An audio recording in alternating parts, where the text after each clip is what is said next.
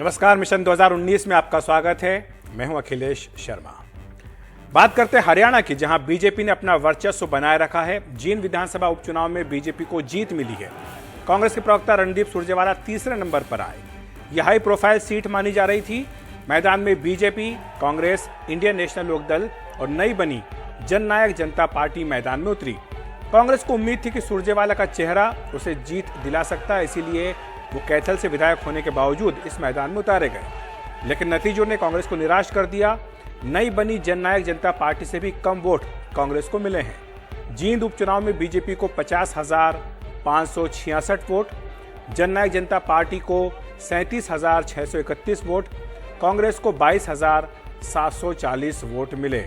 सिर्फ 1000 वोट से भी कम से सुरजेवाला की जमानत बच गई। बीजेपी इस जीत से ज्यादा खुश इसलिए है क्योंकि कांग्रेस के साथ ही चौटाला परिवार की इज्जत भी दांव पर थी। जब मैं आया तो मैंने लगभग 15,000 वोटों से कही थी और लगभग आसपास ही हम लोग रहे।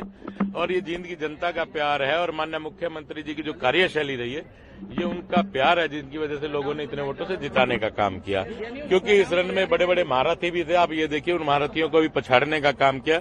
ये कोई छोटी बात नहीं है। इसमें माननीय मुख्यमंत्री जी का सबसे बड़ा सहयोग रहा। उनकी कार्यशैली से लोगों ने प्रभावित होकर वोट देने का काम किया। उपचुनाव में वोटों की गिनती के वक्त कांग्रेस कार्यकर्ताओं ने ईवीएम नंबर टैली नहीं होने का आरोप लगाते हुए हंगामा किया, जिसके बाद पुलिस को उन्हें संभालने के लिए हल्का बल प्रयोग भी करना पड़ा। बहुत सारी ईवीएम्स ऐसे थी जो बिल्कुल ब्लैंक पाई गई, उनके ऊपर कुछ नहीं लिखा था। वो सारे एतराजात दर्ज करके रिटर्निंग ऑफिसर को 1 दर्जन पार्टी के उम्मीदवारों ने कहा कि आप इस काउंटिंग को रोककर इस सबको वेरीफाई करें। सरकार और रिटर्निंग ऑफिसर ने इस बात को स्वीकार नहीं किया। परंतु मैं ये मानता हूं कि आज आरोप प्रत्यारोप से बढ़कर एक निर्णय हो गया है और उस निर्णय पर जींद आगे चले और जींद आगे बढ़े, ये ज्यादा महत्वपूर्ण है। कई बार जो उपचुनाव होते हैं उनके नतीजे एक बड़ी तस्वीर भी सामने पेश कर देते हैं। जींद में मिली जीत के बाद बीजेपी कई राज्यों में लोकसभा के साथ ही विधानसभा चुनाव कराने की बात सोच सकती है। पार्टी सूत्रों के मुताबिक महाराष्ट्र, हरियाणा और झारखंड का विधानसभा चुनाव लोकसभा के साथ कराने पर अंतिम फैसला जल्दी ही हो सकता है। वैसे इन राज्यों में विधानसभा का कार्यकाल लोकसभा के काफी बाद तक का है। हरियाणा में 2 नवंबर 2019 तक है, जबकि झारखंड में 5 जनवरी 2020, वहीं महाराष्ट्र में 9 नवंबर 2019 तक विधानसभा का कार्यकाल है। यानी अगर ऐसा हुआ तो महाराष्ट्र और हरियाणा विधानसभा के कार्यकाल में 5-5 महीने की और झारखंड विधानसभा के कार्यकाल में 7 महीने की कटौती की जा सकती है। बीजेपी नेताओं के मुताबिक हरियाणा में लोकसभा के साथ ही विधानसभा चुनाव कराने से पीएम मोदी के नाम का सहारा लिया जा सकेगा। समय पर चुनाव कराने में यह खतरा भी है कि अगर कहीं केंद्र में बीजेपी की सरकार न बन सकी तो फिर हरियाणा में सत्ता में वापसी बेहद मुश्किल हो जाएगी।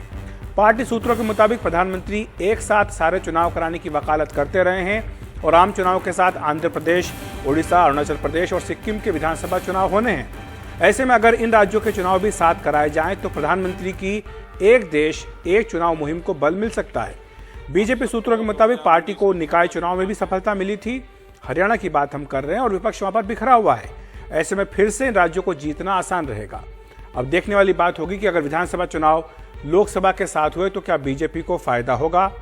क्या बीजेपी को 2014 की तरह मोदी लहर वापस आने का भरोसा है? चर्चा के लिए हमारे साथ जुड़ रहे हैं वरिष्ठ पत्रकार विनोद शर्मा और साथ ही प्रदीप सिंह।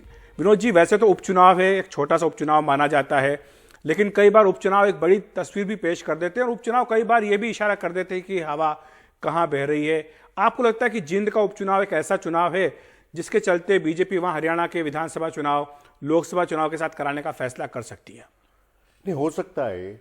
और बीजेपी की कोशिश रहेगी कि उन्होंने अभी लोकल बॉडीज चुनाव भी जीते हैं जी, और ये दूसरा बाय इलेक्शन है, ये जीत गए हैं। वो इसमें जो जाटों का वोट है वो 3 तरफा डिवाइड हुआ। इसमें सबसे बड़ा मैसेज जो है वो इंडियन नेशनल लोकदल के लिए है, जिसको 3000 के करीब वोट मिले हैं। चश्मा टूट गया।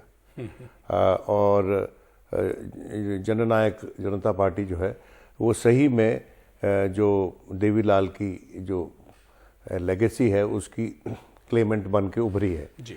अब देखना यह है कि हरियाणा में और जगह भी क्या यह पार्टी जो है वो चौटाला की और देवीलाल की जो पार्टी जो उन्होंने बनाई थी उसको रिप्लेस कर देती है। इसके दो नतीजे निकल सकते हैं।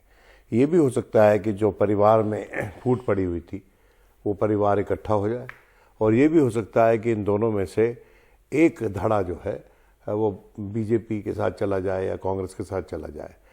लेकिन कांग्रेस के लिए इसमें मैसेज ये है कि कांग्रेस को जाट वोट पे तो खैर निर्भर करना पड़ेगा हरियाणा में हर किसी को, लेकिन कांग्रेस को जो नॉन जाट वोट है, जिसमें जाटों और नॉन जाट्स में जो बीच में वॉयलेंस हुई थी कोई 2-3 साल पहले, बड़ी वॉयलेंस हुई थी, जिसके चलते भारतीय कांग्रेस को ये सोचना पड़ेगा कि कुलदीप बिश्नोई को, जो कि अब वापस कांग्रेस में आ चुके हैं, कि उनको प्रमुख भूमिका दी जानी चाहिए हुड्डा और किसी और के अलावा, और ये जोड़ी ही कारगर सिद्ध हो सकती है।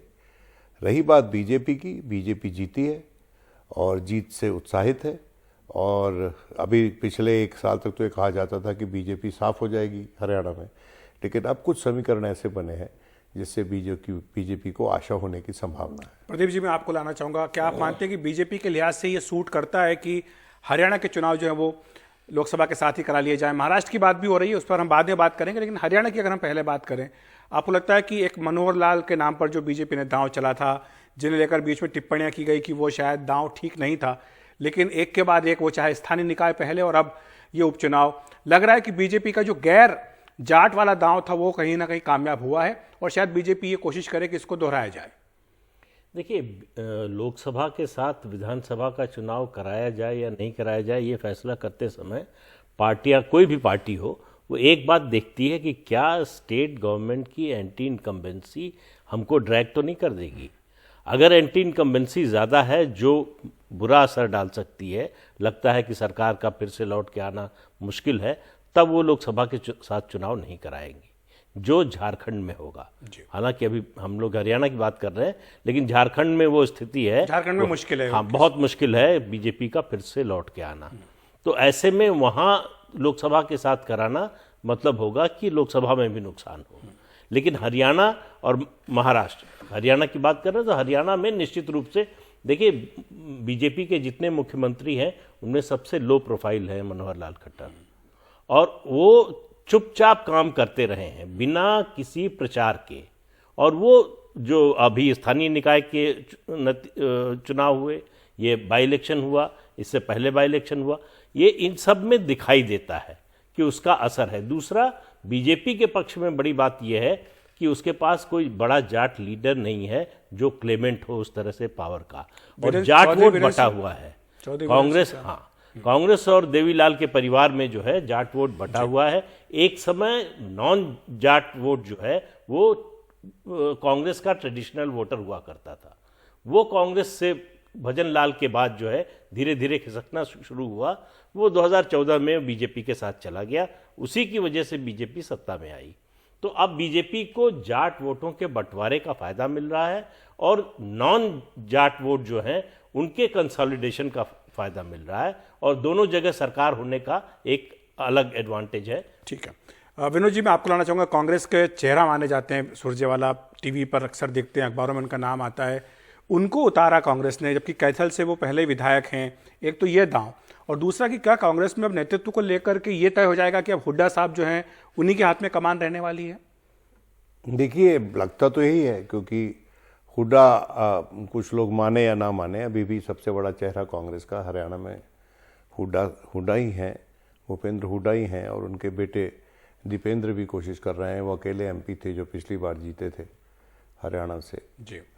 7 सीटें बीजेपी जीती थी, 10 सीटें हैं वहाँ शायद जी, 10। तो सवाल बड़ा ये है कि अगर इकट्ठे भी चुनाव हो जाते हैं तो क्या भारतीय जनता पार्टी दोबारा से 7 सीटें जीतने की अपेक्षा कर सकती है?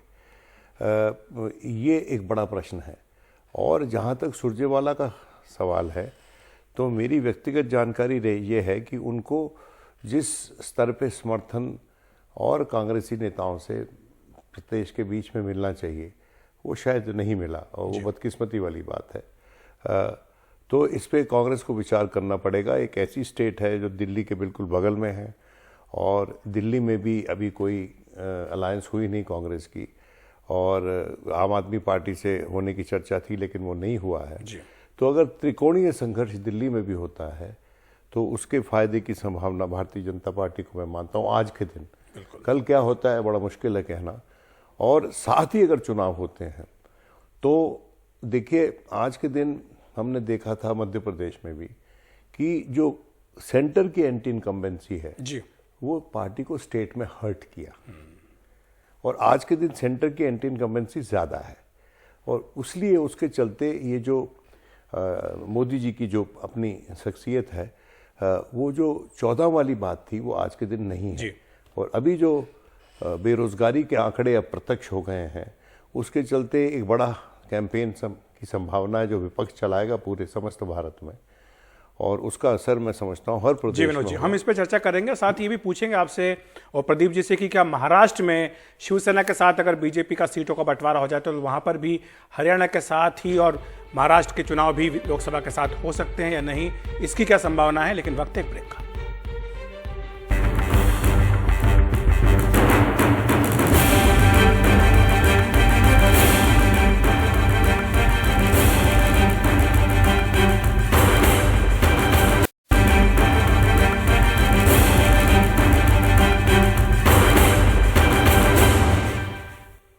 तो हम चर्चा कर रहे हैं कि क्या 3 राज्यों के चुनाव लोकसभा के साथ ही कराए जा सकते हैं, क्या इससे बीजेपी को फायदा होगा, क्या बीजेपी के रणनीतिकार इस बारे में कुछ सोच रहे हैं। प्रदीप जी हमारे साथ भी हैं और विनोद जी हमारे साथ हैं। प्रदीप जी, महाराष्ट्र की अगर हम बात करें तो बीजेपी और शिवसेना के बीच माना जा रहा है कि तमाम खटपट के बावजूद शायद उनका गठबंधन हो जाए, लेकिन आपको लगता है कि अगर गठबंधन हो जाता है तो फिर वहां पर भी महाराष्ट्र के चुनाव भी लोकसभा के साथ हो सकते हैं?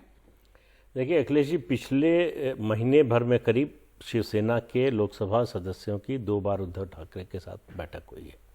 दोनों में लोकसभा सदस्यों ने कहा कि अगर अलायंस नहीं होगा तो हम लोग चुनाव नहीं लड़ेंगे। तो चुनाव नहीं लड़ेंगे? हाँ, उन्होंने कहा कि अगर अलायंस नहीं होगा तो हमारी कोई संभावना नहीं है। अलायंस, अगर चुनाव लड़ाना है, आपको लड़ना है तो अलायंस जरूरी है। अभी तक जो रुख था उद्धव ठाकरे का कि वो सीएम की पोस्ट को लेकर अड़े हुए थे और इस पर आमादा थे कि अगर हमारा सीएम नहीं तो आपका पीएम नहीं। ये नारा शिवसेना के लोग लगाने लगे थे कि हमको जो है महाराष्ट्र में आप ये एश्योर कीजिए कि सीट चाहे जितनी आए हमारी, लेकिन सीएम हमारा होगा। उसके लिए बीजेपी तैयार नहीं है। लेकिन अब लगता है उद्धव ठाकरे एक कदम पीछे हटे। पिछली बैठक में जो उन्होंने एक वाक्य कहा कि वो पीएम नरेंद्र मोदी से नहीं, नरेंद्र भाई से घरेलू संबंध बनाना चाहते हैं, तो वो एक कदम पीछे हटने का संकेत है। और हमको लगता है कि समझौता हो जाएगा, दोनों में मिलकर लड़ेंगे, दोनों का फायदा है।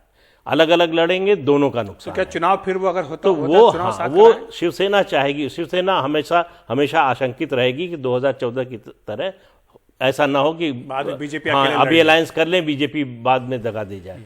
तो वो चाहेंगे कि दोनों चुनाव एक साथ हो, दोनों कब की पैकेज डील हो। ठीक है। तो ऐसी हालत में अब संभावना इस बात की बढ़ गई है। हालांकि कुछ दिन पहले तक लग रहा था कि अलग, 1 साल पहले से ही घोषणा ही कर दी थी उद्धव ठाकरे ने कि साथ नहीं लड़ेंगे।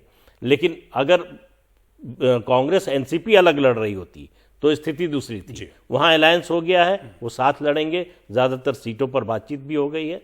तो ऐसे में शिवसेना बीजेपी साथ आते हैं तो दोनों के लिए फायदेमंद है और दोनों चुनाव साथ होने की संभावना ज्यादा हो गई। ठीक है विनोद जी, आप क्या मानते हैं कि क्या आपको लगता है कि शिवसेना और बीजेपी दोनों एक दूसरे के बिना नहीं रह सकते हैं, चाहे कितना ही झगड़ा हो, लेकिन साथ में उनको बाद में आना ही आना है? ऐसा है कि एक दूसरे के साथ भी नहीं रह सकते और एक दूसरे के बिना भी नहीं रह सकते। ये हो जाता है कभी कभी, ये एग्जिस्टेंशियल क्राइसिस है। दोनों की जमीन एक ही है और भारतीय जनता पार्टी गलतियां करती है और उनको आशंका ये हुई कि हमारी जमीन भारतीय जनता पार्टी जो बड़ी मछली है छोटी मछली को खाना चाहती है। जी। और ये इस बात से भी काफ़ी एविडेंट था कि जो उनको कोई प्रमुख भूमिका नहीं मिली, ना केंद्र में और ना स्टेट में, सरकार में हैं वो, लेकिन उनको कोई प्रमुख भूमिका नहीं मिली। मतलब मेरा कहने का है कोई बड़ा इंपॉर्टेंट पोर्टफोलियो नहीं दिया। एक मंत्री भी उनका बाद में बनना था, वो नहीं बना। तो ये जो दुविधा थी उसको एड्रेस करना पड़ेगा बीजेपी को। देखिए भारतीय जनता पार्टी की सबसे बड़ी आज के दिन दिक्कत यह है कि भारतीय जनता पार्टी के साथ जो सहयोगी थे ना सिर्फ उनके विपक्ष के जो पोटेंशियल अलाइज हो सकते थे उनके साथ उनके संबंध इतने खराब हो गए हैं, ट्रस्ट डेफिसिट हो गया है, उसी तरह एनडीए के भीतर भी ट्रस्ट डेफिसिट हुआ है। जैसे कि आज अकाली दल एनडीए की मीटिंग में नहीं गया। अब क्यों नहीं गया? क्योंकि एक गुरुद्वारे के इलेक्शन में बीजेपी ने घुसने की कोशिश की। तो ये हर कोई अपनी अपनी जमीन बचा के रखना चाहता है। तो मेरा ये मानना है कि मिलकर लड़ेंगे तो इनके लिए अच्छा रहेगा। एनसीपी तो बातचीत में है। आज शरद पवार जी से मैं पूछ रहा था तो अंबेडकर की पार्टी के साथ भी बातचीत में है वो, और वो जो राज ठाकरे की जो शिवसेना उसके साथ भी बातचीत में है वो, मन से। तो हाँ, तो मन से जो, तो मैं ये मानता हूं कि वो जो गठबंधन बन रहा है वो काफी स्ट्रांग गठबंधन है और उसके मुकाबले के लिए इन दोनों को इकट्ठा होना अपने हित में जरूरी है। और हमको आखिर में रामगढ़ के चुनाव की भी बात करनी चाहिए।